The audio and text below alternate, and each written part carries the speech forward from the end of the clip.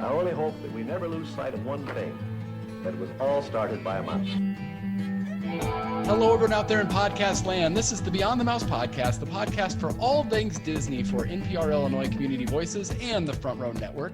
I'm your host, Craig, and I'm joined today by my co-host, Brett Rutherford.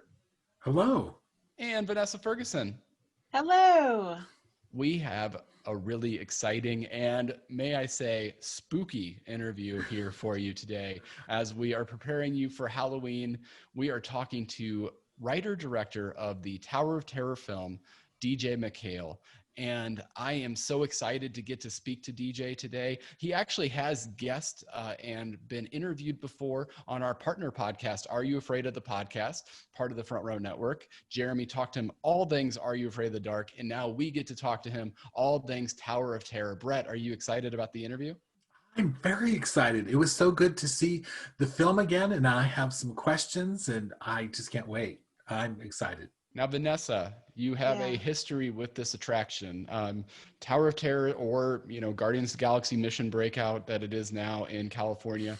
You've got a bit of history there. Are you feeling up for this interview? Are you prepared mentally to speak to this man? I have taken all the Dramamine in order to have this interview. I'm ready. Back. Mm-hmm. No, are you up for this? Are you down? Are you up? Are you down? Are you up? Are you down? Sorry. I've taken it all. I have anti-nausea, not because it won't be a great interview, but because I might have flashbacks to when I wrote Tower of Terror and Mission whatever it was of Death. So there you go. I'm prepared. Absolutely. That is great. And I want to get into the interview right away. But before we do, just a bit about DJ. DJ MacHale is a writer, director, executive producer, and creator of several popular television series and movies. DJ broke into the entertainment business by writing several ABC after-school specials. After moving to Los Angeles, he made a full-time switch into informational films and then to entertainment as creator of the popular Nickelodeon series, Are You Afraid of the Dark? He produced all 91 episodes over 8 years. He wrote and directed many of the episodes, including the Cable Ace nominated The Tale of Cutter's Treasure, starring Charles Dutton. The book series Pendragon, Journal of an Adventure Through Time and Space, marks DJ's turn into being a novelist. And here's our interview with DJ MacHale. Hello, DJ. Hi, how are you guys doing? Doing so good. Yeah, good. Happy Halloween. And talking to us about Tower of Terror today. So I have a question first, and that is probably the question that is on most Disney fans' minds. You might not know the answer to this, and this might be a setup here, but we love this film. Particularly, this is the one that I go to first in the Halloween season when I'm thinking about getting in the mood for Disney Halloween and checking out some kind of Halloween movie, but I can't find it on Disney Plus. Do you have any idea what is going on that is preventing it from being on Disney Plus at this moment? It's funny you asked that question. My daughter asked me the exact same question not that long ago. My true answer is, I have no idea. My guess answer is that Tower of Terror was made for Wonderful World of Disney, ABC Wonderful World of Disney, and I have not seen any of those movies that were made, not just Tower of Terror, any of those Wonderful World of Disney movies that were made for ABC showing up anywhere else. So the answer may lie in there someplace, is that, it's not movie specific. I think it just seems like all of those movies just went away. Well, there's an audience for them big time. So if you hear us, please, Disney Plus. Yeah, it's interesting. I didn't know if it was a licensing thing, but it's all under the same umbrella of ABC, Disney. So it's just, but you make a really good point. I think even when I search Wonderful World of Disney on Disney Plus, the only thing that comes up is they did the pseudo live Little Mermaid last year, and that comes up on Disney Plus. But outside of that, there's no other Wonderful Worlds of Disney. So that's a very good observation there. Thanks for that. And the best litmus test in my mind was back when, I don't know how many years that reboot of Wonderful World of Disney existed, but probably the biggest high profile best watched movie that they did was a live action Cinderella with Brandy and Whitney Houston. You would think if there was any movie that would be shown again, it would be that one. So well, I'd put Yeah, Tower that of was a good Terror one. right up there with it. Yes. So, Vanessa, Absolutely. you have our next question. Yeah, I do. Well, I was a little nervous watching Tower of Terror because I remembered how nervous I would get watching Are You Afraid of the Dark as a kid? Because for the most part, you scared the bejesus out of me. Except I have to tell you this, one episode did not scare me, and I think it was something like The Hungry Hounds, where like the character goes into a trance to feed these dogs. And I'm from the Midwest, so to scare my friends, I went in a trance and I was pretending to feed the cattle. And so it's the most Midwestern interpretation, I think, of your story that it could be like, so you could have a whole Midwestern country themed, spin-off of like, there's a ghost, y'all. Like that could happen and work here, I guess. But anyway, other than that, everything pretty much scared me. So I wasn't sure what to expect for the film, but you do a great job of using camera tricks and music to really build suspense without it being too scary. So can you talk about your approach to making a scary film that isn't too scary for people like me? Well, that's funny, and that goes back to Are You Afraid of the Dark, because that's really kind of where I honed the craft, if you will. Sure. And it's really the reason that I got Tower of Terror, is because Disney saw that, oh, he gets that line between too scary and Scooby-Doo. Right. It sort of treads that line. It's surprisingly not that hard. And I don't know why. Believe me, I've pitched a lot of kids' scary shows since then, and everyone's like, "Oh, you can't do that." It's like, well, okay, I have. But it's all about tension. It's all about, and this applies to all horror movies, frankly. It's what's truly scary is what you think you might see, not what you see. So, God, boy, the best example of that I think comes to mind is the Blair Witch Project. If you saw that original Blair Witch, I mean, nothing ultimately happens in that movie, but the whole time Yeah. you're like, it's Spoiler alert. Sorry. spoiler alert. Nothing happens except for the giant turtle at the end. It's a different movie. Yeah. It's so you could have a scene of someone walking down a corridor with the right creepy music and looking into doorways and looking, and ultimately maybe they're not going to see anything. Maybe at the end there will be a payoff or something jumps out, whatnot. But so you're using that kind of tension 101, you can translate that to a kid's show, because the payoffs will never be as gruesome as they are in adult movies. So that's kind of the general thing. And then just also put into the world of young people the themes, actually there are a lot of things in Tower of Terror. If you look too close, you're like, oh my God, that's really demented, but you kind of go past it. So if you stay away from truly demented themes and murder, if you stay away from things like that, it's not really that hard to create tension without going over the line into, oh my God, what have you done to my child? You just warped them. Sure. Yeah. Brett, you have our next question. Well, as the writer and director of Tower of Terror on the wonderful world of Disney, which I still love anyway, it was really your baby. How did this project come to you, or did you reach out to Disney? You kind of mentioned that. And what was your experience being part of this since the beginning? And how does it feel having been responsible for such a treasured Disney classic attraction-based film? I actually have a fun story that I could tell you that I'll end this question with, or this answer with. But the way it came about was I just finished making Are You Afraid of the Dark for Nickelodeon. A number of executives who had been at Nickelodeon went over to Disney, and they were essentially poaching talent from just. And so I'm one of the people they poached, and they said, "Would you like to come over and do a deal with us?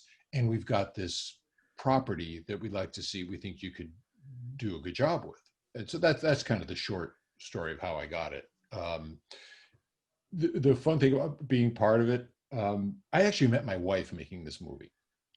Oh. And this is someone who is, now how do I characterize it? She is in various capacities. She has worked for Disney in a lot of capacities.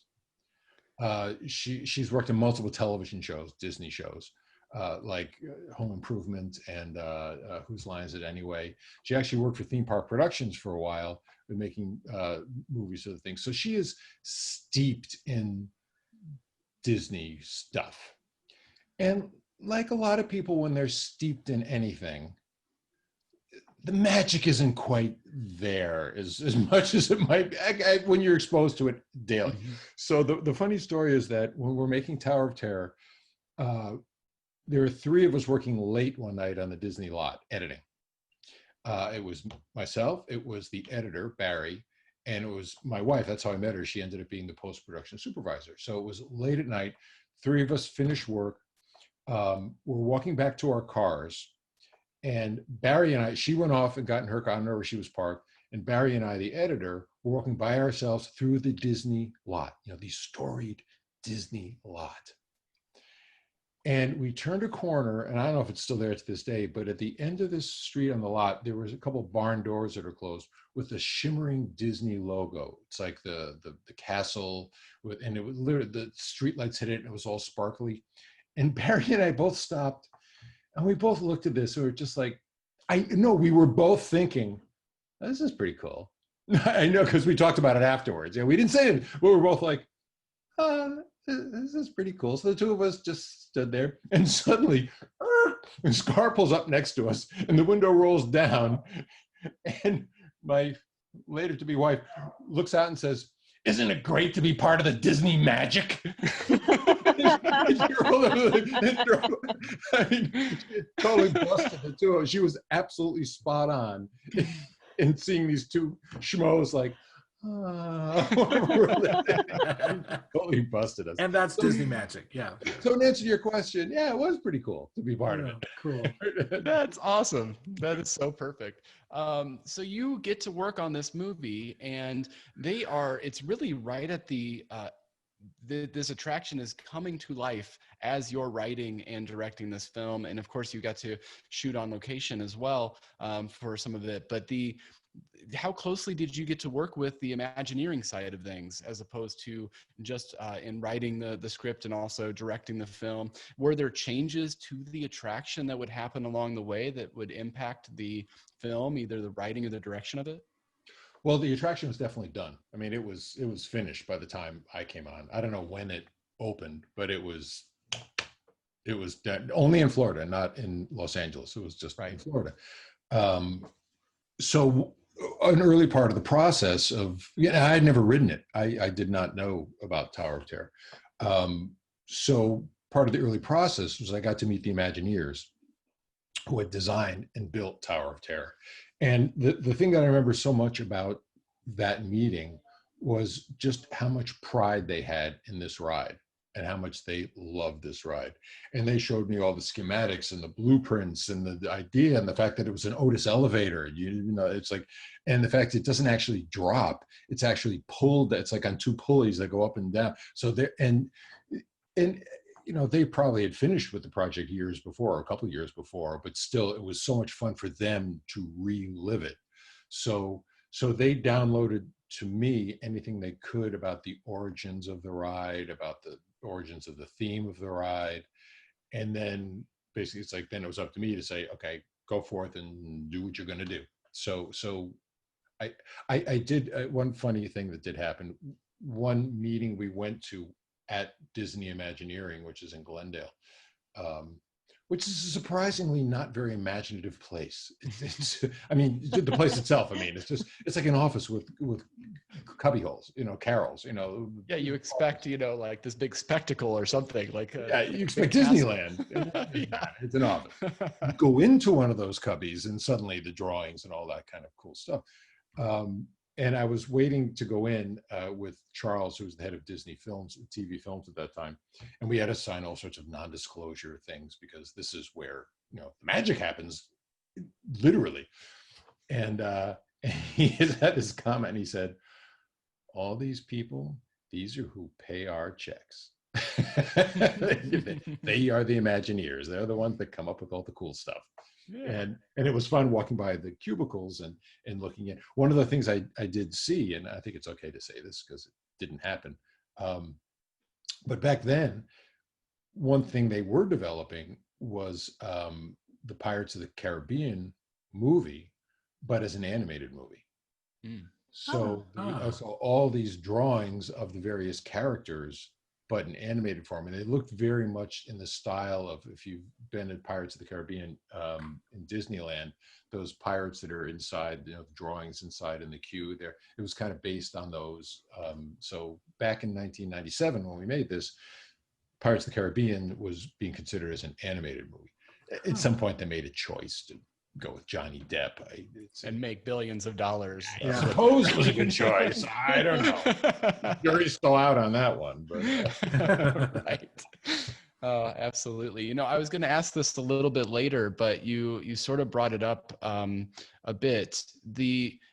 I think it's interesting that you make this film and so much of the attraction is based off of Twilight Zone, Tower of Terror, but you don't necessarily have I'm assuming there wasn't the license to allow you to use Twilight Zone in the film. And so how does that change things for you? Or is it that you basically, you still take some of the story that you have, but just remove the Twilight Zone element to it? Was there any complication with that, or is that accurate that you just didn't have the license for Twilight Zone, or how did that work out? The short answer is did not have the license. Okay. I was told early on,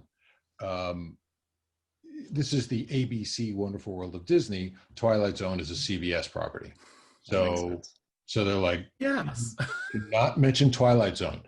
The answer to your other question is, thank God, because that would have added another layer that I had to deal with. It wasn't a problem taking it out. It would have been a problem putting it in and being saddled with, how do I make this a Twilight Zone? How do I bring Rod Serling? How do you No, I didn't have to deal with any of that, which was okay by me. So it worked out. That was a good thing that it wasn't Twilight Zone. And I don't know if you know this, the whole reason, I got this from the Imagineers. The whole reason when they were designing the ride that they called it, or they decided to go with that Twilight Zone theme, was because it was down at the Disney Studios, which at the time was called Disney MGM Studios. It's now Disney Hollywood Studios, I think. But all of the attractions down there are movie entertainment theme based. And so they felt like they needed an element with the Tower of Terror to justify it being on a movie lot. So that's why they said, oh, we'll call it Twilight Zone. We'll pretend it's an episode from Twilight Zone, and that'll put it into the world of entertainment. Frankly, I didn't think they needed to do that, because the whole idea of old-time Hollywood pretty much fit the park just fine without Twilight Zone. The Twilight Zone aspect is good about it, but I don't think they needed it. But that's why it was originally conceived to be the Twilight Zone Tower of Terror. So it felt like it made sense in the park. It was part of the theme of the theme park. That's great. Vanessa? Yeah, and that kind of goes along with my next question, which is, when you were writing the script, did the ghost characters give you a starting point, or was it more difficult having these characters already established in the attraction? Well, one great thing about these characters is that they really weren't established. It was just their look. There was no backstory to these characters. They were just iconic things. There was the well-dressed man, the well-dressed woman, the little girl with her nanny, and the elevator operator. So I had to give them characters. However, it was clear to me early on. Also as one of the producers of the movie, I know how it wasn't a huge budget. So right off the bat, this thing took place. The events that jumped the whole thing off, where the lightning hits the elevator and all that kind of stuff, supposedly happened Halloween night, 1939. We weren't going to have the budget to make a period piece, a 2-hour period piece. We just didn't have it. So right there, I was like, okay, this has got to be a contemporary story shot in contemporary times, because it'll be much cheaper to do it that way. But then it kind of made sense. It was just a logical progression of, okay, but this thing that happened that jumped off happened in 1939. So why don't we set it in the present and have someone trying to figure out. It was always a mystery. Why did that lightning hit that elevator? What was that? So it was about answering that question. This is what that was about. So I said it, and I created all new characters, a whole new cast, to say, okay, we're going back to figure out what happened in 1939. So, and what did happen on the ride was so general that I could make anything up. As long as there was, as long as there was lightning, those 5 people, and the elevator was destroyed. After that, the sky was the limit. So it really wasn't that hard. So the realities of budget dictated a lot of things that set me off on story. And it's always easier to have some kind of parameters rather than make up a story, go. Mm-hmm. So having those 5 characters. One of my favorite shots of the movie, and if you are a fan of that ride, hopefully it'll be one of your favorite shots too. I mean, to anyone who's, it's in the opening sequence, the whole kind of 4-minute opening intro to the whole thing, and there's the party going on upstairs, there's witchy stuff going on in the basement, and then one by one, the characters who we should recognize from the ride arrive at this hotel, and it's busy and it's exciting and whatnot. And there's a shot that it starts with a close-up on the, whatever they call that thing on top of the elevator. It's the, it shows what floor it's on. And the shot pulls directly back from that as the 5 iconic characters come past us and walk into the elevator and take their spot. So if you love that ride, that ride, you're going to go, there we go. I know where this is going. This will not end well. So Right. No, don't get on there. Don't get on the Titanic. Yeah. It is such a perfect intro for those of us that love that ride, because it puts you right in that spot. And I think that's why it's so cool that they chose to make a movie of this, and then they were able to go out and find that talent that knew what you were doing with Are You Afraid of the Dark and bring that to Disney and for Tower of Terror. And one of the things that you got to do was really to work within that set that was already there in the attraction. I know Brett has a question about the overall production design of the film. Okay. Yes. Well, I mean, I loved the production design, and you were saying that it wasn't a period piece, but there are hints of that. Isn't it the Tip Top Club? That's the club that was the top, so I love that. But when I watched this time, I was trying to pay special attention to see what was filmed at the Tower of Terror attraction, or at least what I thought was, and then what was filmed elsewhere. All of the angles in and around, you experience Tower of Terror, the Tower of Terror's mega fan idea of heaven around the exterior and interior, because we would like to crawl. I would love to crawl around, well, not crawl, but anyway, walk around that place and look at all of the angles. So it's amazing. But can you tell us about filming in the park? And did you have any trouble finding locations that would double as rooms of a hotel that aren't in the actual attraction? Yeah. Oh boy. I don't know if this. Boy. I don't know if this is going to be a disappointment, or you're going to say, "Oh, that's interesting." Maybe both. It all took place on this. It was all green screen. No, no, not quite that much. Okay. Oh boy. I assumed when I got this assignment that, then once I went down there to see exactly what you just described, to see this amazing. Oh no. With this hotel, it is just like, whoa, this is remarkable. And I'm going to shoot the hell out of this thing. This is going to be awesome. And then going into the lobby, like, it is jaw-droppingly great. Just attention to, it's Disney. Attention to detail is just fabulous. So I thought, we're going to shoot a lot in here. This is going to be great. And it's all right here. Oh my God, the set is right here. And then on top of that, it was at Disney Studios, and they have sound stages there. So it's like, oh, this is great. So we'll be able to build whatever sets we need to build in the sound stages. It'll be right there. At lunch, I can go on Space Mountain. I'm like, this is awesome. The monorail. None of that happened. That happened. Oh. Yeah. Well, very little of it happened, because I first, in talking with the people who literally run the ride, I asked them, okay, so how do we go about getting to work, shoot at the ride here? And he's like, oh, no problem. You shoot here from like midnight until 4 or 5 o'clock in the morning. I was like, excuse me? And that's not at midnight you say action. That's at midnight you start bringing in the crew and you start lighting and you start doing all this stuff, because they do not shut down rides to make movies to promote the rides. I mean, if it's down for mechanical reasons, that's something else. But they do not shut down the rides. So I was like, oh boy, this is not gonna work. I don't know. On top of that, the sound stages were all booked with Tom Hanks. Who Wants to Be a Millionaire or something? No, it was From the Earth to the Moon. Tom Hanks's. Okay. About Oh after. wow. So he had those stages booked up for months. So it's like, oh my God, we are not shooting in Florida. So when I originally had a rough draft of the script, thinking, okay, we're probably going to shoot in the ride, but who knows what the access is going to be.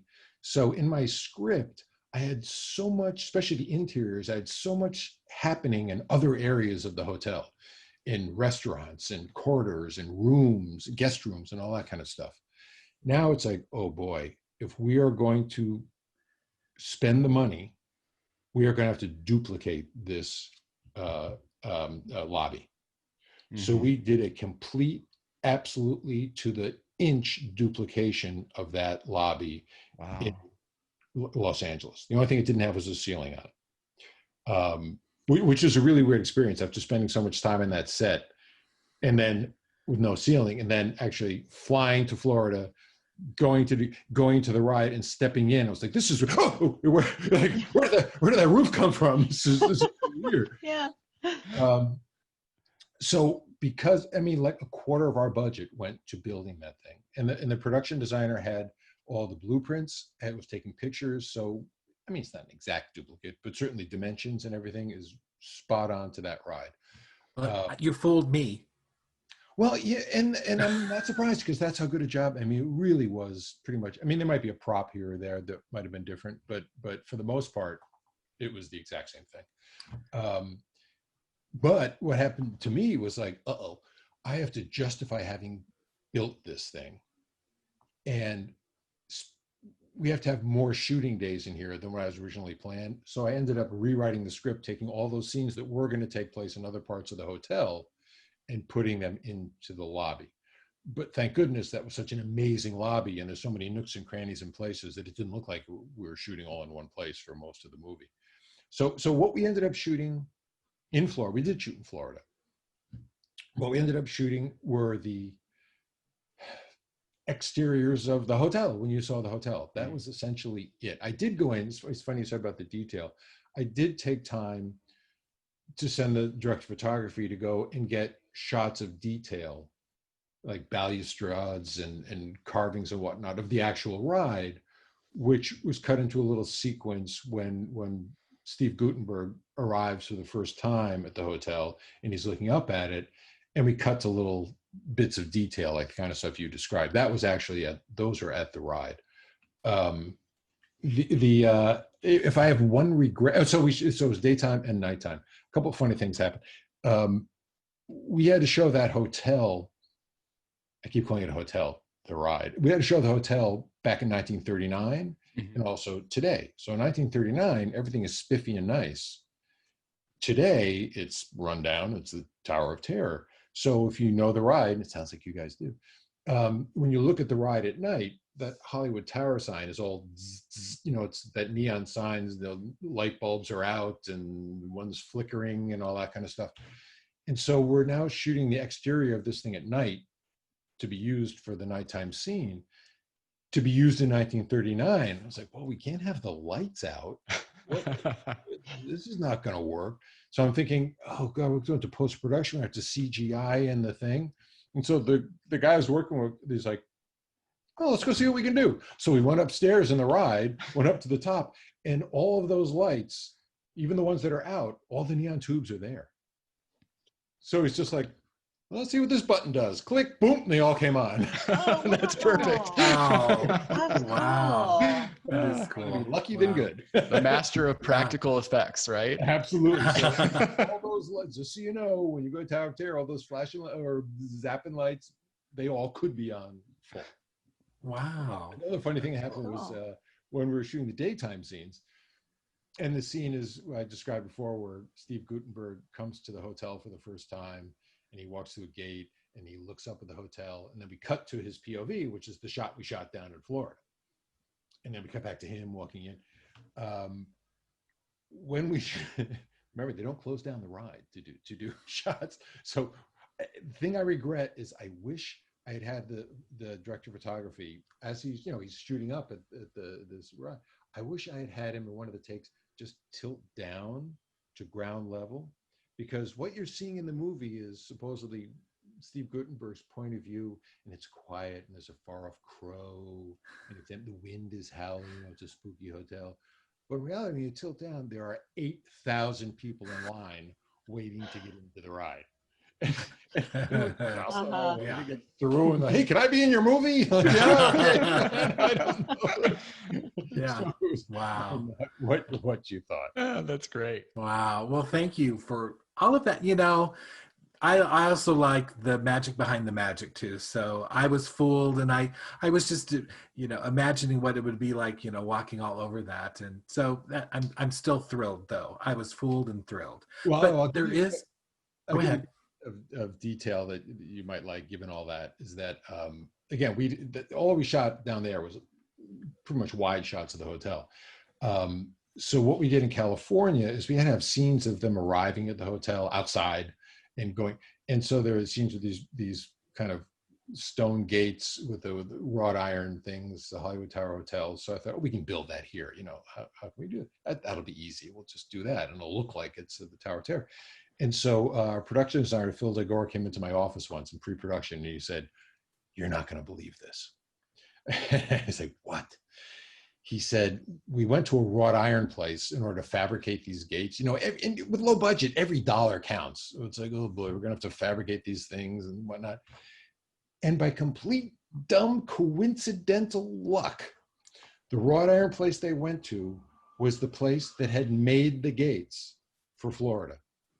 Wow. Oh, that is so cool. Wow. Chills. When they had made the gates, they made a backup pair. Oh, wow. wow. So there you go. So they went to a pile of wrought iron, like, here are the Tower of Terror gates right there. Wow, that's incredible. The backup. So, gates would go. wow. So you were able to just rent them from them? I think they probably gave them to us. I don't remember. Oh, really? Oh. Hey, that's good. Wow. They were in a pile of junk. They Oh were my like, gosh. They made them just for safety. eBay.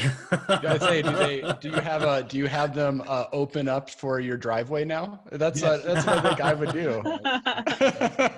It's just kind of, welcome to the And you have a campfire next on the driveway Right. path. This is what I'm envisioning, at least, to get to your house. So, but Brett, you actually you were going to mention something about the production designer too. Yeah, well, the production designer, Phil, how do you say Phil's last name? DeGore. Okay. Well, when I was doing my research, because we like our research here, I read that he was not only the production designer for Tower of Terror movie, but here's some real Hollywood Studios trivia. He was the production designer for Sounds Dangerous, which was the sound effects attraction at Hollywood Studios. How's that? Nice. So there you go. I didn't know that. I know, isn't that cool? Well, hopefully IMDb is correct with that. No, actually, it was. Yeah, it was on. It was a credit for him in IMDb, so it was a credit. So it wasn't in the What year was trivia it? stuff. Before or after Tower of Terror? It was after. Oh, okay. That's probably why. They liked him. They Probably really why I liked him. didn't. Yeah. Very cool. So that was very cool. Vanessa, this film's got quite the cast, and so we have a couple of questions about the cast, and Vanessa starts us off there. It does have quite the cast. It was so fun for me to see actress, I think it's Melora Hardin, in the film, because most of us just know her as Jan Levinson from the hit series The Office, and we love her. And then there were so many other notable names in the cast. Every time I saw an actor come on stage, I'd be like, I know them. So like Steve Guttenberg, obviously Kristen Dunst, and Nia Peoples, Michael McShane. So what was it like working with that cast and getting to see them to go on to have success in their careers as well? Well, it was great, obviously. I mean, with most of the stuff I've done, there are kid shows that aren't shot in Los Angeles. This is one of the few things I got to shoot in Los Angeles. So not only was it fun working with that cast, because that's really what counted, but casting in Los Angeles, the people that came in to read for this movie, it's like, oh my God, I know that. I was starstruck just by the casting of this thing. It's like, I know all of these people. One of my favorites, and I thought she was so wonderful, was she's since passed on, is AMC Strickland played Abigail Gregory, who was the elderly woman. One of the things that's so great about her, this woman has been in everything. I mean, everything. This is the only actor I've ever seen where normally resumes are chronological. Her resume was alphabetical. That's just how many Wow. things. Oh my gosh. Wow. She gave me a picture. I probably have it here someplace. A signed picture of her where she was on the Andy Griffith Show. Was she and Don Knotts? You know, she was like in everything. She was in Pretty Woman with Julia Roberts. Oh my God, it was unbelievable. Yes. At the opera. Yeah. Oh, yeah. And also there's a scene in an elevator in the hotel, I think, where she sees her going in. It's just like, oh my God. Melora, in fact, I didn't, this is pre-Office, but I remember her from, she was the guy that she was the woman that Gene Hackman murdered in the beginning of that Clint Eastwood movie, Absolute Power or something like that. I was like, oh my God, that's Melora. But the thing is, when you work with celebrities, the celebrity, it's kind of like, say, work for Disney for a long time. It's like, oh, it's Disney. They don't become celebrities anymore. They become regular people because, they're regular people. So, and I do remember when after the movie premiered, there was a big Disney party and all those big things, Wonderful World of Disney things. And I was there with Nia Peoples. And we're looking around and I said, let's see if we can see some celebrities. She's like, oh yeah, this would be great. And she's like, wait a minute, I'm a celebrity. I'm like, yeah, but I know you. I want to know something that I don't know. But Steve and Kirsten had already done a number of things at that point. She'd already been in an Interview with a Vampire and Small Soldiers. And in fact, the kid she starred in Small Soldiers with, I had an Are You Afraid of the Dark episode that I had directed. So one thing that was unique for me was I'm so used to working with kids. There's always an adult in a cast here or there, but for the most part, I'm working with kids. So it was fun working with a predominantly adult cast where they took a lot of the heavy lifting off of my shoulders. so I didn't have to like act things out and then have them emulate. So that was awesome. And Steve Gutenberg was just a dream. And we had this little thing going when we shoot, you do your wider shots and you do this and you do a thing. And then we'd always end up ultimately going for a close-up for him. And I was like, all right, it's time for Steve's close-up. We both look at each other and go, of course it is.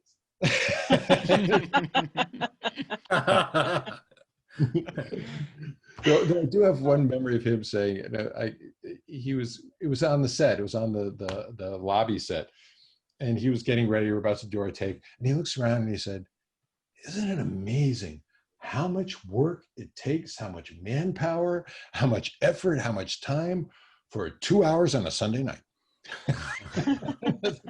That's movies for you. Yeah. But a real sweetheart. So it was a great experience, and it was a really great cast. And I have to tell you, the name Buzzy Crocker to be the lead protagonist of your film, that is a writer through and through that can come up with a name, Buzzy Crocker. Well done there. This wasn't the first movie that Buzzy Crocker appeared in. Oh, okay. I'm an NYU film student, and I made an NYU student film called Deadline. And the main character was a reporter, Buzzy Crocker. Oh, that's perfect. So That's so cool. I brought my Buzzy Crocker character into a Tower of Terror. So I guess if I'm going to sue somebody, I could sue myself. I say, has Buzzy appeared since? Is this like a trilogy that we can find of a reporter named Buzzy Crocker? You need to make something again and do Buzzy that. Crocker Chronicles. Yes. I remember back when I was back in 97. No, I do remember. It's funny, things you remember. Steve was on Good Morning America to promote the film. and Regis Philbin, God bless his soul, he just passed away recently. And I just remember, and I'm watching it, of course. I want to see what Steve has to say. And he comes out with Regis Philbin, who was very kind of a fun character and whatnot. And Regis reads the thing and says, "So you played Buzzy Crocker." He just looks at Steve and goes, "Buzzy?" I'm like, "Hey, not just my character. I was from NYU. Give me a break." That's a Regis thing. So Yeah. Yeah, it was Regis. So you got yeah. Well, you were talking about, Steve Guttenberg. So I have a couple of questions about two of the leads in the show. So, but Steve Guttenberg is so awesome and so real and believable, and he's so great in Tower of Terror. But this wasn't his first foray into Disney family filmdom, right? He was previously in Touchstone's Three Men and a Baby and Three Men and a Little Lady, which preceded your film. But you've told us some of your Steve Guttenberg stories. Do you have any others? Any really good ones? I mean, your other was good. Your other was good too, but let me think about I think we're. I think you told. Go ahead. I'll tell you a good one, and it's only semi-peripheral to the movie. We had to do looping for the movie, a dialogue replacement at the end, and at the time we had done it, the movie's cut and locked at that point. Both Steve and Kirsten Dunst were in Toronto shooting something else at the time. So I went to Toronto to do the looping. And Steve and I went out to dinner in the place in Toronto. It was in the summer, so it was really warm and whatnot. So we're eating in the Sidewalk Cafe. And I got a little bit of a glimpse and a taste of what it's like to be a celebrity. Not me. I became air at this point. I was the invisible man. But it was remarkable how we were sitting in the Sidewalk Cafe and how many people came up to him just to say hi. So I guess some took pictures. It was pre-selfie, but they weren't really taking it. They just wanted to say hi, how much they loved him. And to a person, again and again, he was the nicest, kindest, looked them right in the eye and was genuinely happy that they came up to say to him and genuinely appreciated it. And then I said to him, I was like, "Wow, that's got to be tough." And he goes, "No, not really." He says, I really enjoy it. And he said, and the fact is that even if I didn't enjoy it, I'd have to do it because all it takes is for me to be grouchy with one person and suddenly it goes out, Steve Guttenberg's a jerk. Yeah, he's a jerk. But he wasn't a jerk. He was a genuinely great person. And every cool. person he came in contact with walked away thinking, "Wow, what a good guy." And it was genuine. Nicest guy. Yeah, it's wonderful. That was a good. So cool. Sure. Melora, for example, the song that Melora sings, "The Girl of My Dreams" at the end, a friend of hers wrote that song. Oh, that's nice. Oh, wow. So we're casting around looking for songs. She's like, I have a song might be pretty good. And so we sang her friend's song. And we shot it at the end of one day of shooting where I'm sitting like, that sounds great, Melora. That's great. As I'm falling asleep after a full day of shooting. But so everyone kind of pitched in and did their thing. And it was pretty wonderful. That's great. It's good to know that it was such a wonderful experience, and certainly a wonderful experience from the viewer's point of view. This was really one of the first attraction-based movies that it came out. And then we alluded to Pirates of the Caribbean later and Haunted Mansion. Actually, someone gave you a shout out. We posted that we were going to be talking to you on our Instagram, and they wanted us to make sure to say thank you because they feel that this movie really paved the way in a lot of ways for them to make those decisions to continue these attraction-based films. And we as Disney fans absolutely love those. So my question to you is, do you think that these attractions that Imagineers have made make for good movies, make for good writing material? And then also, are there other rides that maybe you as a fan, if you've been to the parks, think this would make for a really great movie? Well, not necessarily, because so many of the attractions at the park are already based on movies too. Mm-hmm. So it's only that limited. I think they're coming out with a Jungle Cruise movie pretty soon. Yes, they are. Yep. But I think those standalones are originals are kind of few and far between now. They did send me back when I was making Tower of Terror. They sent me to look at a ride that I don't think is in Disney World anymore, Mission to Mars or something like that, because they were thinking about making a movie out of that. And I recommended that, at least based on what I saw in the ride, I was like, I would not recommend making a movie out of this because it's already been made. It's Alien. So I think they eventually did make a Mission to Mars movie, but I don't think it had much to do with, it was a big feature. I don't think it had much to do with the ride itself. So did they, was it good fodder for a movie? Certainly Tower of Terror was, because, and from a writer's point of view, it was kind of the best situation because it really just was a starting point, a detailed starting point and an interesting and a compelling starting point, but that was it. So then as a writer, I was able to add all this other stuff on top of that. So that was a really good jumping off point for a movie. Did they make a Space Mountain movie? And again, hasn't that already been made? It's kind of tough. So you have any in mind? What any? Well, Actually, we are. I'm certainly a fan of the Kingdom Keepers series, and I know of books that Ridley Scott wrote, and I know that, I'm sorry, Ridley Pearson, not Ridley Pearson, yeah. Completely different, but no, I know that they were in talks at Disney Plus about a series of that, but that's a lot of IPs. But I'll tell you what, just to have a little fun, it would be really cool to see your interpretation of It's a Small World in kind of an Are You Afraid of the Dark, Tower of Terror type setting, because wow. people are already kind of scared of that ride. So could you imagine? I was about to say that was. There's a scene in Kingdom Keepers. It's in the first book, I think, and they are in the ride at night, and all of the dolls come to life and start attacking them on the boat and try to swim to the boat. And it was terrifying to read. And this is like a YA book about Disney parks, right? But I can imagine you could really crush that. I think that'd be too scary. It's kind of like whole dolls, yeah. So. Well, it's almost like a World War Z, but it's World War D. Dolls overrunning place. Oh boy, yeah, I could do something with that. Hey. I mean, the trick would be to do it and not totally be irreverent to the sanctity of the ride, because I mean that's the classic ride that everyone goes, oh my god. Of course, we always go on it, but it's. I tell you how old I rode that ride in New York in 1964. Wow, that's incredible. It started at the World's Fair. Wow. That's great. So you've had that song in your head for a long time. I didn't go to Disneyland until Disney World, I guess, until I was an adult, because I lived in Connecticut and there was no Disneyland.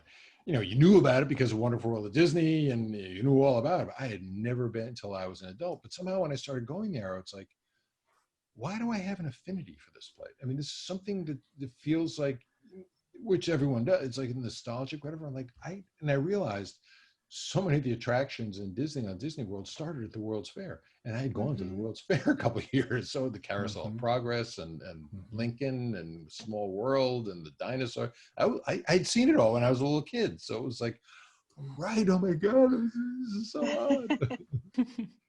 Actually, we did have a friend of our podcast, a Beyond the Mouse listener. Our friend Carla wanted to know that since you wrote and directed Tower of Terror movie, are you interested in doing a Guardians of the Galaxy Mission Breakout movie? Anyway, so it was a question from a fan who loves us all, so and loves you too. We know the answer to that. It's already been done. But I will add something to this, and this I may be. I'm going to be perfectly honest. The Tower of Terror in Los Angeles is no longer Tower of Terror. It's now Guardians of the Galaxy Mission Breakout. The actual skinning of the ride, as they say, like the actual look of the ride and the theme and whatnot, I think Tower of Terror is far superior. Because not that it's bad Guardians of the Galaxy, but it's stuff we've seen before. It's outer space, it's Star Wars, it's all that kind of stuff. However, the ride experience itself is way better. Well, yeah, this is we're treading on very delicate territory because our co-host who is sweating right now because she's I'm having having flashbacks. anxiety. Can't. Yes, yeah, it was not the best experience for I was her. in a what fetal happened? position. You know. It's too intense. I got in a fetal position on the park bench outside. I became something for tourists to look at as they walked by. It was Why? awful. What happened? It's just I the have motion movement. sickness, so just that it was Oh, oh. bouncy and the music and it was so scary. But She made the person, the guy in front of us, deaf. He at the end he was like going, "Ow!" now I feel bad about that. I do feel bad about that. But you know it And the happens. pictures are really great. Insert picture here. Yeah. Great. Okay, so Sorry. it wasn't that you were upset that it was no longer Tower of Terror. It's just that it just rattled your brain. And Yeah. Yeah, and I It's don't very remember Tower of bouncy. Terror being like that. I remember Tower of Terror being fun, scary, but this was like I might die. I could just go into cardiac arrest right now, I think. So I thought they were Okay. kidding, but no, it was Let me tell you it was something intense. about Tower of Terror that I didn't realize this when I went down there to Florida twice to ride that ride. Once when we did research, and then when we were back shooting, I rode the ride. And the first time I went on it, I had a lot of trepidation. You know, it's like anything for the first time. You're like, oh, what's this going to be? So my expectation, my nerve was really high, and I was just like, oh, that wasn't so bad. What are we talking about? That's nothing. When we went back, and I'm telling everybody, I took a couple of the crew guys on. I'm like, you fall down, you go, it's no big deal. But what I didn't realize is that ride is totally programmable. Again, it's not an actual fall. You're falling faster than gravity. Mhm. It's on two pulleys that'll bring you up and bring you down, bring you up, bring it up, and somewhere in the interim from the last time I had gone to this time, they had reprogrammed the ride. And I went from this is the wow, and I was not as bad as you were on Guardians of the Galaxy, but I came up shaking like, what the heck was that? That wasn't what I I remember. don't at all. remember it that way. Yeah. Well, as we begin to wrap up our time with you here today, you are also a very prolific author, and we wanted to talk to you about some questions about your books. Sure. well, I think that's for me then. And it links back to Tower of Terror because the character of Dewey Todd, we read appears in your young adult series Pendragon, and so I have to ask, did we ever find out about his family? Like, did he have a girlfriend and a wife and had a son? Because we only know he has a grandson. So what happened to him and the rest of his family? Well, I don't know about the rest of the family, but what I did was, for those of you who don't know the Pendragon books, which you should, by really dumb coincidence, the events in this Pendragon book take place in 1939, right around the same time that Tower of Terror happens. So I noodled it around a little bit, so it happened exactly when Tower of Terror happened. Or no, I noodled it so it happened prior to Tower of Terror. So the events in this book take place at the Manhattan Tower Hotel. And I describe it exactly like Tower of Terror. To the gardens, to the color, to the look, to the sign, to everything, to the bellhop uniforms, to the lobby. I describe Tower of Terror. And the elevator operator is Dewey Todd. And he is the character from the movie. At the end of the book, Dewey says, I'm leaving here. I'm going out to California to work in my grandfather's hotel. Oh, And no. he does. Flash forward to book 8 of that was book 3 of the Pendragon series.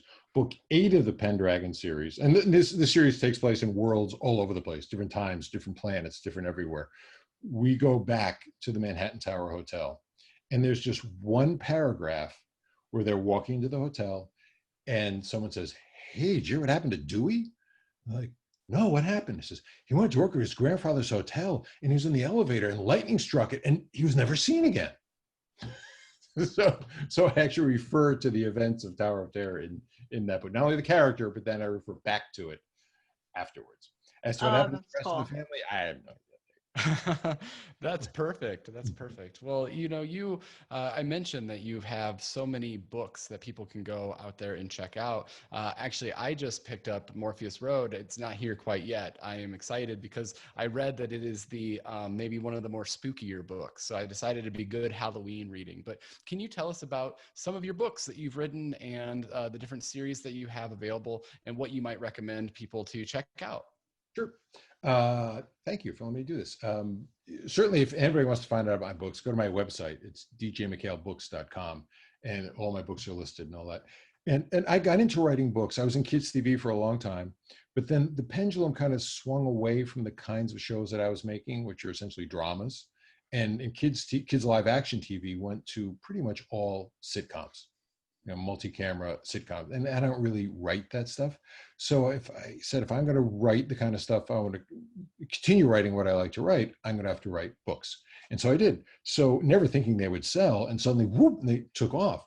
So I published over 20 some odd books, not counting spin-off books and all that kind of stuff. Probably the best-selling one is the one we've been talking about, the Pendragon series, which is a 10-book series of adventure through time and space. And it's funny, back when the first book was first published, so it was way back in 2002. It was considered young adult. Now the young adult world has changed. Now it's considered middle grade because it's a little bit young. Young adult has gotten a little more sophisticated and more mature than what was considered young adult 15 years ago. So it's an adventure. I like to say there are 3 entry points into my books. The first entry point is younger readers who like the action, the adventure, the running around, the explosions, the cliffhangers and all that kind of stuff. A little bit more older and sophisticated reader likes the character stories and the mystery and the unfolding of the plot. And then the real sophisticated reader gets the themes, because I subliminally put themes into all of my books. So you can thinly veiled, but they're all there. So there's a lot for all ages. Starting with 8 or 9 year olds up to adults. I'm a big hit with long distance truckers. They always tell me they put their audio books in, listen to Pendragon or Morpheus Road or Silo. So I've 10. Pendragon is my biggest series. Morpheus Road is a spooky trilogy about a guy who's being hunted and haunted by a ghost, but he's not sure if it's happening in his head or it's really happening. And it's interesting. It's a trilogy because it's told from a couple different points of view, and so I think you'll like if you like scary stuff. And my Silo trilogy is a science fiction adventure type thing, which is about an island that is overcome by a pandemic. Interesting. Does it end well? Yeah, can you tell us Could the you ending? tell of us that the one? ending? It ends after an election, and yeah. You're right. Did they make it out alive? A lot happens before the ending. Okay.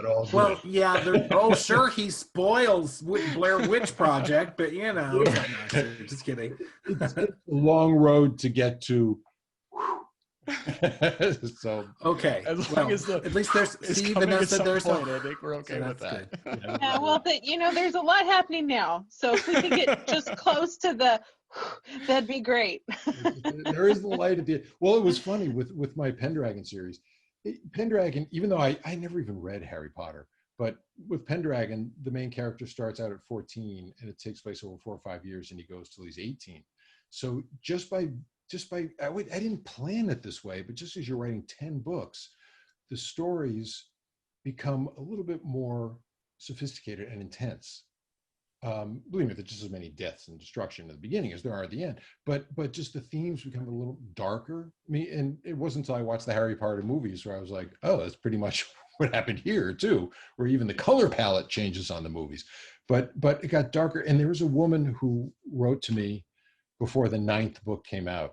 And she said, oh, I'm a big fan of your stories. My daughter's a big fan, but please tell me that 8th book was so intense. Tell me it's going to lighten up. Happy things are going to happen in the 9th book. 9th book had not been published yet. And I'm looking at the cover, which essentially depicts what could be construed as a Nazi rally with flags flying and whatnot. And I'm like, No, Not so no, much. Maybe go back to book one. And I said what I'm saying to you about Silo, just keep reading, just stay with it. Stay with it. It will resolve in a way that won't make you want to hang yourself. I'll go that far. That's good to know. There's hope for all of us then. Yes, yes. And you won't hang yourself after reading my books. Yeah. Well, in addition to your books, are there any other fun projects that you're working on that you'd like or are able to speak about? Well, yes and no, because talk about that pendulum. The pendulum swung away from the kinds of TV shows that I would make into writing books. Pendulum was swung back. I got a little burnt out writing books, quite frankly, because I wrote a lot of them. But whether it's the times, whether it's because all of these streaming services now have cropped up, the kinds of stuff that I write for TV are coming back. So I've gone back into TV. So I've got a couple of shows in development right now. And I just shot something the other day, oh boy, where I'm like the host for this show on Apple TV Plus. There's a show called Ghostwriter on Apple TV Plus, which I wrote a book for that show because it's about books and all that kind of stuff. So they asked me if I'd be the host for the new season, and they have suddenly I'm Mr. Rogers sitting in front of a fire talking about I don't know, and that's good. So if you get Apple TV Plus, or you should get Apple TV Plus, and your kids like Ghostwriter, look for Ghostwriter Beyond the Page, because I'm the host. So that's kind of fun. That's really exciting. That's very that's fun. great. I haven't checked Wow. out the new Ghostwriter yet, but man, as a kid, the PBS Ghostwriter, I was on that all the time. So I'm excited that it was back. And my son is 4, so he's starting to experience some of these things. He's a little young for your stuff quite yet, but I can't wait to take him through all of the wonderful things that you've brought to us. You've created such great pieces for us all. He might be, well, 4 might be a little young for the new Ghostwriter. I mean, the premise is very cool. It's about these kids and there's a ghost, but they have this bookshop where characters come out of the books, and so there's a mystery involved, and they have to figure out how to get them back into the books. So the first 4 stories they did, and there are multiple episodes for each story, they did one with Alice in Wonderland. So the White Rabbit and the Mad Hatter and the March Hare, they all come out in CG. It's very cool. They did Jungle Book. So the Mowgli and the Panthers are coming out. They did Frankenstein, wow, which is pretty cool. And then they asked me to write an original one. So I wrote one called Trinity. So it's just kind of interesting. You see these books together and it's like, Lewis Carroll, Rudyard Kipling, Mary Shelley, DJ MacHale. One of these things is not like the other. I don't know. It's a great group. And that's probably why they asked me to be a host of this thing, because the others weren't available. Oh. I'm sure there were other reasons too. So. He's around. Kipling is playing hard to get. It's a good show. And new episodes are going to drop next month, I think. So, that's great. Wow. That's wonderful. Very, very cool. I've Well, got Vanessa, I think you have our last question of the day. So the final wondering is, do fans come up to you and ask you to ride Tower of Terror with them, and do you tell them to go away? Because that's what I would do. One of the beauties of God, it's so lofty to use the word celebrity, but notoriety that comes with being an author is that no one knows who you are. They know your name, so you can get, when you go to events, whether it's book signings or I do schools all the time, suddenly for that hour, you're a star. You are on there like, whoa, my God. And so it's really great. As soon as you leave, you become totally anonymous again. So you don't have to deal with any of that kind of stuff you just said. Though if someone did ask me, I would go on with them. That's nice of you.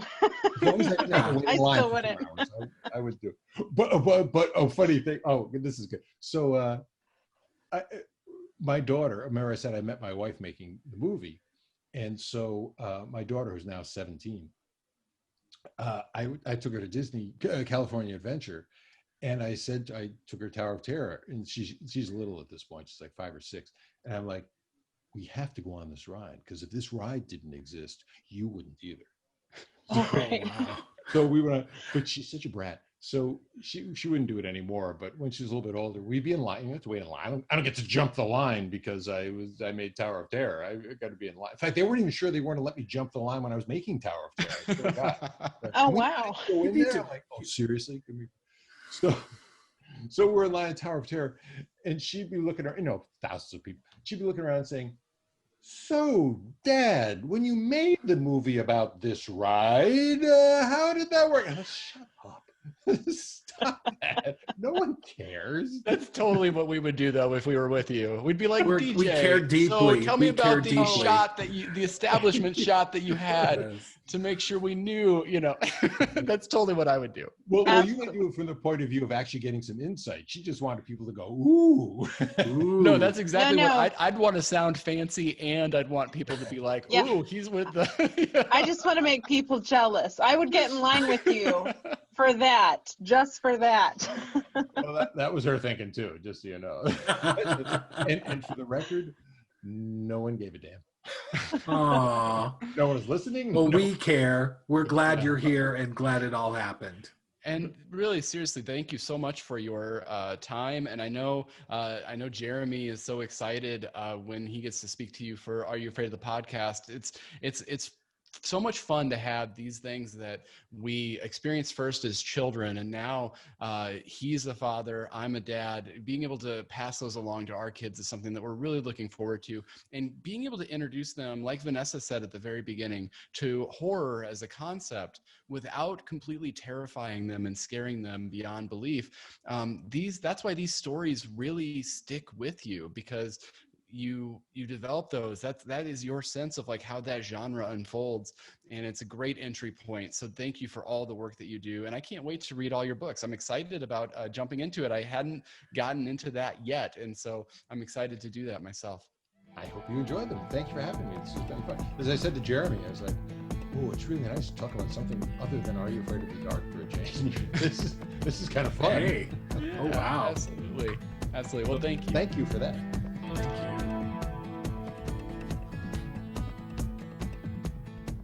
What a fantastic interview. And thank you, DJ, so much for spending some time with us. Such an easygoing guy. He has so many great stories. Vanessa, talk to us about this interview. Oh, he wasn't as scary as I thought he might be, because, I really got freaked out as a child by Are You Afraid of the Dark a little bit, and by the, the death ride that is Tower of Terror.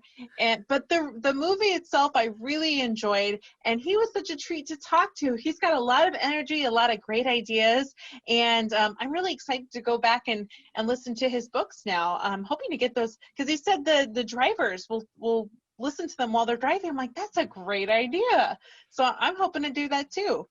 I'm really trying to be much better about reading with my eyes, and that's why I picked up his book, and I want to make sure I read it, because I am someone that really listens to audiobooks like they're going out of style. But that might be a good way to get through Pendragon, right? Because there's 10 books and it just keep going one after another after another. Yeah, and then you can be Audible driving membership for Christmas. Yeah, and you can be driving going, and then what happened? He didn't. They're going where now? That's I talk to things that are talking to me. So that's how you know. And you could tell that you were saying that you were kind of worried that he might be a bit spooky, right? Because of all this that he's made, but you could see the wheels turning. He came up in his mind. He had a very horrifying It's a Small World premise just right there in his brain that he was ready to put down paper. I could tell. Ran with it. Mm-hmm. Yeah. So Brett, your thoughts on the interview? Well, I learned a lot about the production of Tower of Terror, and I'm even more impressed. And where are those gates? We need those gates. Let's just, anyway. And the other part is, Are You Afraid of the Dark? Yes. But I'm afraid of the Food Network during October. It's really kind of specifically in October. Am I afraid of the dark? Yes, in October. Again, I'm very happy for November 1st. I almost forgot about that. That's awesome. Yeah, totally forgot that you're afraid of the Food Network. It's only so close to November here, Brett. In November. You almost made it. I'm sorry, in October. Only in October.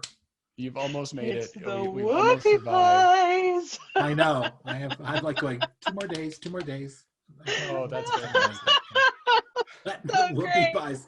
Well, I'm like going, they are scary. They're scary. I love the artistry, but the theming, no. Let's move on to the other holidays, which we aren't about to do. Yay.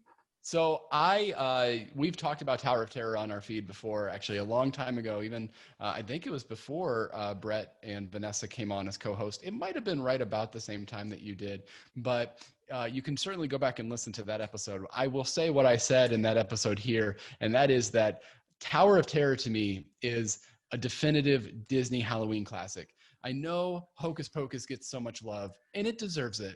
I'm not going to put down Hocus Pocus. It's a great film. But check out Tower of Terror. And I know it's a bummer it's not on Disney Plus, but you can go and find it. I mentioned to DJ that we ended up picking up new copies at Target, so you can find it there. It's also on Amazon. I'm sure you can find it as well at other retailers, but check it out. It's such a fun film. I think it was $5 on Target, so you can definitely check this film out and have it in your life and watch it every single Halloween. It's the first Halloween movie I pull out every single year. And I'm just so grateful to DJ for talking to us and for writing and directing this film that I absolutely love. So thank you. In case you're listening back, DJ, it was just a blast getting to talk to you today. Final thoughts. I'll go to Brett first. Let's see. Final thoughts. If you ask them, if you say that you haven't ever watched this film, Craig will buy you a copy. How's that? Yeah, I like how you Cha-ching! Put that in, that you're like, oh no, I've seen this film before after I buy you a copy and send it to you. Well, it's the holiday season. Let's start with the presents. Mm-hmm. Craig, I've never driven a Lamborghini. Craig. That was out of my budget a bit. Out there. There might be a Hot Wheels in your future, Vanessa. All right. Vanessa, what are your final thoughts on the interview? Oh, I really enjoyed it. I love hearing his stories about the film, about the actors especially. That was great. I enjoyed the movie a lot. I agree with you, Craig. It's great for Halloween, so give it a listen. And thank you for buying me a copy. Let's see what else we can get you to buy. I hope that it's in your Halloween rotation for the rest of your life now. That's what I expect. It is. Yeah, it's not too scary, so I can handle it. That's right. Well, again, thank you to DJ and thank you for listening. We are so glad that you are here with us. Make sure that if you're new to the podcast, to like and subscribe the podcast and give us a rating on any platform that you listen to us on. That really helps just continue to gain exposure and get a new audience out there. We also are available on our social media platforms. So you can go to Beyond the Mouse Podcast on Facebook. You can also go to Beyond the Mouse Pod on Instagram. We are, of course, part of the Front Row Network. You can find them on all social media just by searching the Front Row Network. You can also find us on nprillinois.org as well under the Community Voices tab. So check us out there if you'd like. We have so much fun coming your way. It is the holiday season. We're getting out of Halloween. Brett is ready to come out of the bed, under the covers. He's out of there, and he's going to be putting on his gingerbread outfit. He's going to be starting to make cookies. He's going to be watching the Food Network again. We are getting into the holiday spirit. I am one of those people. 2020, we all deserve Christmas music starting on November 1st. And anybody out there that disagrees with me, you can write me a sternly worded letter, and I will respond with a very nice response. But it is time to start celebrating the holidays soon. So we will be bringing some of that to your feed. We'll also be bringing some interviews to you in the near future. We're just excited with all the opportunities that we've had this year. It's going to be I was thinking about this the other day. It is going to be one heck of a year in review podcast, isn't it? When we get to look back at what we did this year, even though it's been a weird year. But let's finish it strong here and continue to listen to us on Beyond the Mouse. So for Beyond the Mouse, I am Craig. I'm Vanessa. And I'm Brett. And we will see you real soon in the front row. Or maybe on the 13th floor. The Tip dun, Top dun, on the Club. first floor, The and then Tip maybe Top on the Club. 5th floor, and then maybe on the 2nd floor, and then maybe on the 8th floor. Oh, my stomach is still up on the Oh. 15th or 13th, 12th. Anyway. Am I giving you like flashbacks here, Vanessa? Was I'm this in a an fetal experience? Like, position. I'm on the bench and Insert crying. picture here. Oh gosh, that's not a good look. all right.